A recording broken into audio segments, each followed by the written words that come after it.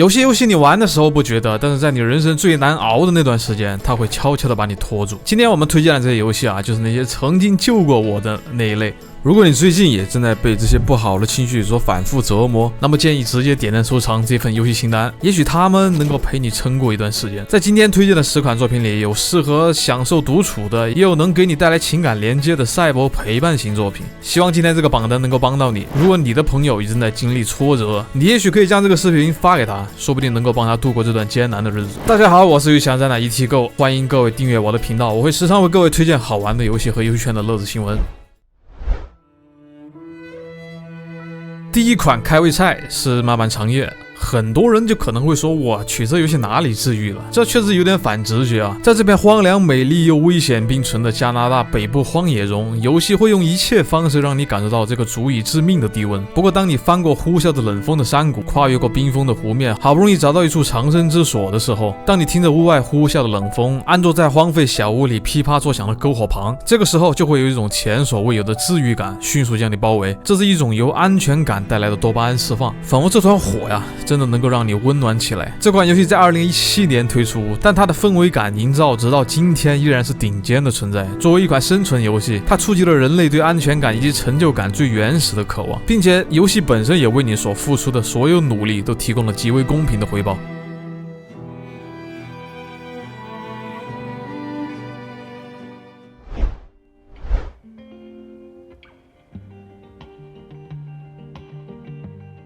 雪地奔馳是一款車輛越野模擬遊戏，它的玩法核心很簡單，就是操控各種重型車輛穿越极端地形來運送貨物。遊戲本身並不強調速度，而是強調玩家的耐心。反而如果你太心急，油門踩得太深，只會讓你的輪胎開始瘋狂打滑。與多數以達成目標為重點的遊戲不同，雪地奔馳裡運輸的過程本身就是全部的意義所在。它的玩法本質上是一系列複雜基於物理的難題，你的大腦會被具體可解決的問題所佔據，比如用什麼角度進入這個泥潭最好呢？是否應該啟用差速鎖？我的腳盤又可以固定在什麼地方？這種緩慢而細緻的操作節奏，會慢慢的使玩家進入一種近乎於冥想的狀態。沒有激烈的對抗，只有你和一台車，還有等待着你到來的目的地。在這一段段的旅程中啊，你會發現自己焦慮的內心會隨着車輛翻山越嶺而逐漸平靜下來。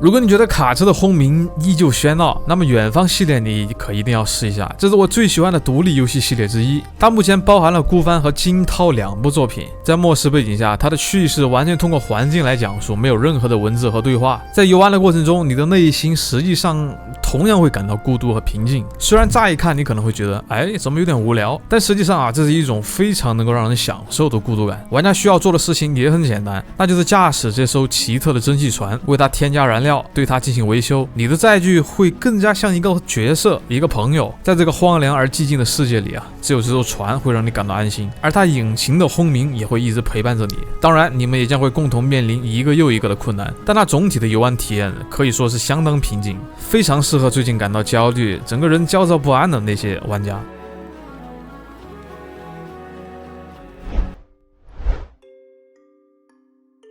在我年輕的時候啊，玩我的世界和現在再去玩它，那種感覺還真不太一樣。現在我覺得它給玩家帶來的是一種絕對安全的世界。我在這裡指的不是遊戲裡的機器怪啊會炸掉你基地的那種安全，而是我的世界它不會因為你很久沒有上線而拋棄你，也不會有失敗後的懲罰性羞辱，你隨時可以暫停、離開、回來。這是一個心理學裡非常典型的安全基地。現實中很多人的焦慮啊，它並不是因為事情有多難，而是他們不敢停下來，因為一旦停下來就要落後，就要被社會拋棄。雖然這只是一種感覺，但是在 MC 裡呢，它是少數允許你徹底停住的遊戲。你在這個裡面可以一天什麼都不用做，挖一個沒有用的洞，蓋一個醜到不行的房子，在原地發呆看日落。現實世界對你的要求是，你要成為一個有用的人，而 MC 給你的反饋是，只要你在這裡就已經夠了。所以小的時候我們可能感受不到這些東西，但對於那些長期被績效、對比、評價所裹挾的成年人來說，這其實是一種極強的治癒感。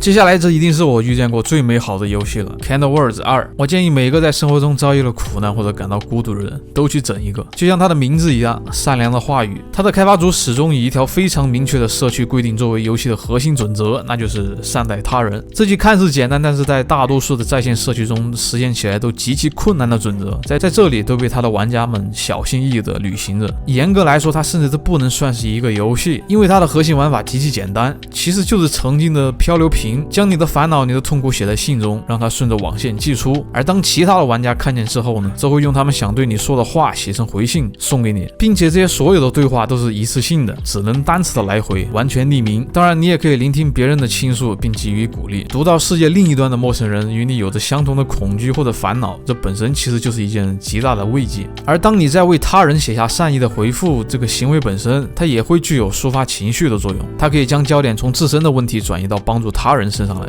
這也許就是一個只能存在在遊戲之中的烏托邦。不過，它對於國人玩家有一個最大的缺點，那就是社區用戶幾乎全是英文用戶，所以英語不好的朋友可能需要利用語音轉換才能進行有效的溝通。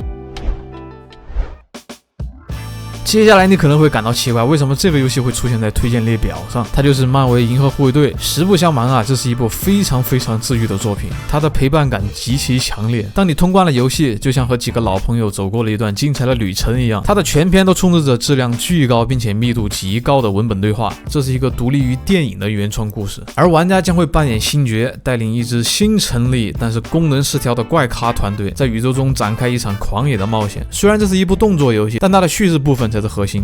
護衛隊成員之間的插科打諢、對話選擇以及不斷演變的好友關係，在這裡的每個角色都需要直面自己的痛苦，並在故事中找到自己的救贖。這並非一個孤膽英雄拯救世界的故事，而是一群破碎的人相互依靠、相互學習。對於那些深陷了情緒漩渦的玩家來說，體驗這個故事，它可以給你帶來極大的宣洩，甚至你還能學到一些東西。同時，它線性的流程玩法並不會讓你感到非常盲目。對了，這個遊戲中的歌曲也真的非常有料啊。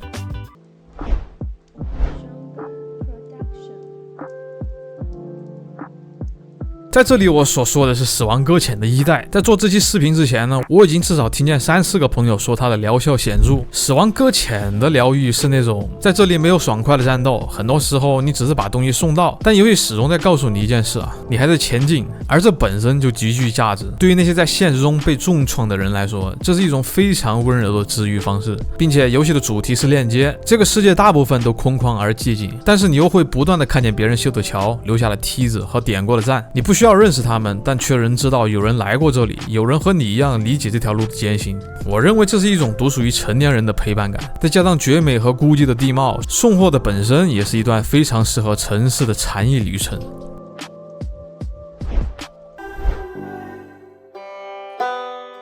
這款遊戲我真的不知道該怎麼描述，而且我也不能劇透。它是通過一次又一次的循環引導玩家最終理解整個宇宙的運作機制。當你真正理解這一切的時候，就會獲得一種極其圓滿的滿足感。宇宙的循環無法改變，但你在其中的努力也是有意義的。它的目的並不是讓你感到快樂，而是讓你接受現實。但也不只是接受現實，而是即使知道了終點即將到來，你這個時候行動本身也依然是值得的。這種價值觀對於生活被壓得喘不過氣來的成年人來說，無疑是一劑強心針。很多現實中的事情無法改變，但你仍然需要活下去。當最後一刻來臨的時候，你也能夠从容面对。上面的內容你可能會感到很虛，但確實是這樣。這個遊戲只有你親自上手之後才能明白其中的感動。相信我，在結局到來之後啊，你會被震撼很久。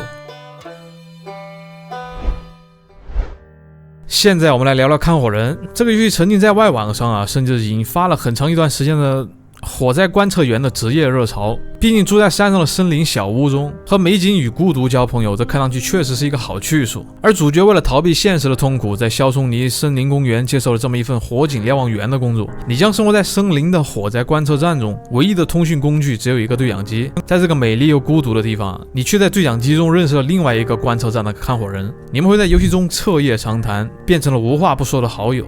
最重要的是，遊戲採用了多選擇對話設計，讓這個遊戲的代入感極其強烈。在排除了社會帶來了現實因素之後，你和你的同事會產生很強的情感連接。但這遊戲本身其實就是一個步行模擬器，它的玩法幾乎就走路，同時還有很多玩家認為它的劇情有點虎頭蛇尾啊。但我仍然認為這是一部能夠稱得上藝術品的遊戲。孤獨中的對話以及有回應的溝通，就像很多網友所說的，它在我最孤獨的時候，至少有人和我說話。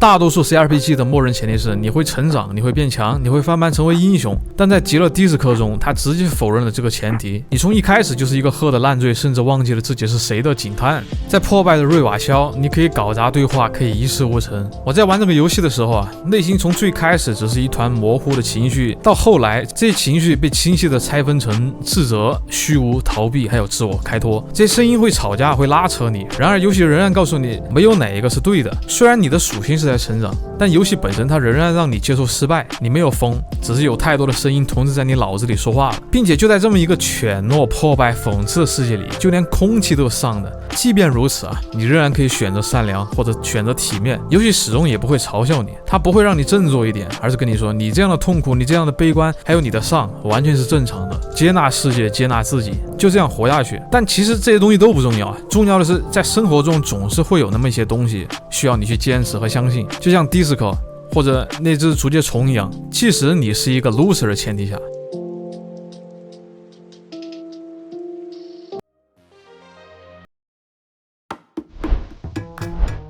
好，那麼就是今天的主要內容，希望各位能夠在其中找到一款成為自己短暫的避風港遊戲。雖然他們也許不能改變你的處境，他們是電子遊戲，但它也許能夠成為我們能夠短暫停留的烏托邦。祝願各位能夠在這些精神的港灣中旅途愉快。我是 ETGO，關注我獲取更多的遊戲資訊。